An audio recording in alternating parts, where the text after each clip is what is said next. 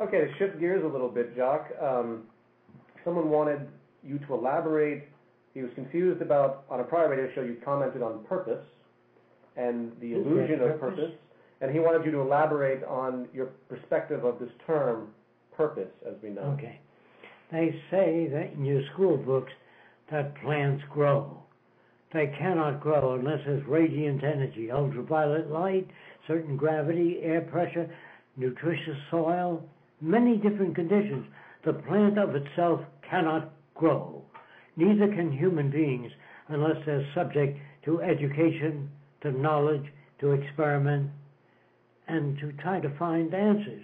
But of yourself, you cannot grow. You need schools, books, experience of other people to accumulate that knowledge would be growth.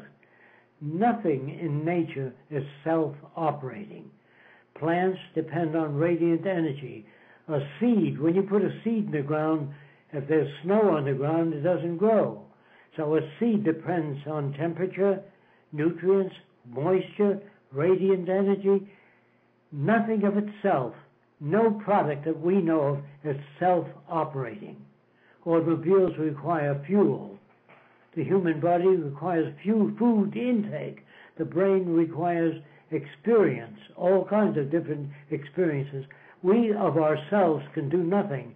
If you raise a human being in a gray ball and just feed it, even though the human being has nothing wrong with it physically, it'll become a cerebral insufficient unless it sees color change, sound changes, and experiences environmental contact. Really, they talk about purpose a lot, and purpose comes from religion. There really is no purpose other than what you make of your life. You can have a hammer and you can hit somebody over the head, or you could build a house with it. It depends on what you do. The purpose of that hammer is not to kill somebody, but it could be anything you want it to be. They give purpose to everything. They say that the purpose of your eyebrows is to keep the sweat out of your eyes. But if you start looking for purpose, then you have to say, well, what's the purpose of coughing and sneezing? To infect other people around you? They only look at the good things when they talk about purpose. They say the purpose of horns on animals is to defend themselves. Well, where's the horns on a rabbit? It sure could use it. In other words, they're always looking for purpose. They think that the purpose of a webbed foot on a duck is to get out of the water faster. No, they're born with webbed foot, and that gets them out of the water faster. And the only kind of ducks they can reproduce with are web-footed ducks.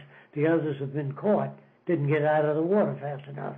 They say the purpose of a long beak on a bird is to get at the worms deep in the soil. Well, when there's a long drought, the only birds that survive are the long beaks. And the only birds they can mate with are long beaked. So you see, if there's lots of floods and lots of water, then flying with a long beak is carrying an extra load. Right. So it's not purposeful for that condition. Right. So there's really, a person said to me, well, the purpose of the eyes are to see with. So I bring them in a dark room and say, see. You need light, you don't see. You need light to reflect images on your retina. And the retina delivers that to the occipital lobe of the brain. And you see with your brain, not with your eyes. In other words, there's such a thing as educated vision, whereas an engineer or a machinist sometimes can look at a part and tell me it seems to be 1/1000th of an inch off. I didn't know that humans can do that. Most humans do not have that kind of educated vision. True. That's a good point. And also purpose, as you pointed out on a prior radio show, there's an idea of evolutionary purpose and unfolding and adaptation. And the issue of purpose, well, it's not even the word of purpose isn't as much applicable, but animals stay that fit into their environment. Exactly that. As opposed to grooming somehow through some form of process. They're being groomed into it as far as well, they think that nature produces some bugs that look like leaves, and they say that nature accommodates that bug so it won't be picked off. Well, why does nature make one animal hungry and then camouflage the other one so it can't see it?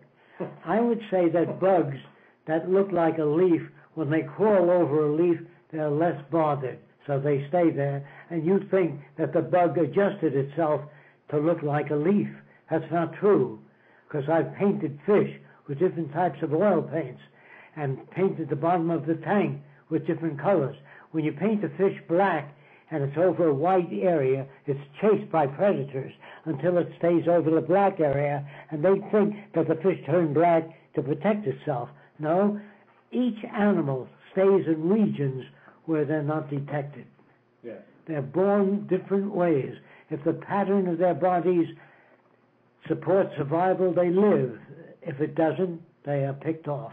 Let me extend that into the word harmony. This is something we also talked about, this idea that there is harmony in nature. Yeah. There's a romanticism. Well, it's a metaphysical notion. What's the purpose then of a tsunami? To kill people? What's the purpose of an earthquake? Why don't you find purpose in everything? What's the purpose of a tornado? To blow people away in villages? When a tornado approaches a church, it doesn't go over that church. It goes right through it. Sure. So there seems to be no purpose in nature. It seems that every fish is eating every other fish. If you want to say there's harmony in nature, what do you mean by harmony? Anything that happens? Right. So I say that if there's harmony in nature, animals wouldn't be tearing other animals apart for food. They'd be converting the sun's radiant energy into flesh rather than killing other animals. In other words, man projects his own simple values continuously in our school books. They give you the purpose of this and the purpose of that, and they don't show you the counter things. In other words, nature's wonderful. I love nature. Well, rattlesnakes are part of nature. Constrictors crush animals. That's part of nature. Floods are part of nature. Why don't you look at the whole picture and say nature is both constructive and destructive? Yeah. And That would be the honest statement. if there was purpose, then there'd be something up there manipulating it for a certain reason. And even if you looked at people in that regard, what's the purpose of people? To create disaster and suffering and torture and for greedy reasons, and environmental deprivation and destroying the environment. You have to put it on everything if you're looking for purpose. Yeah.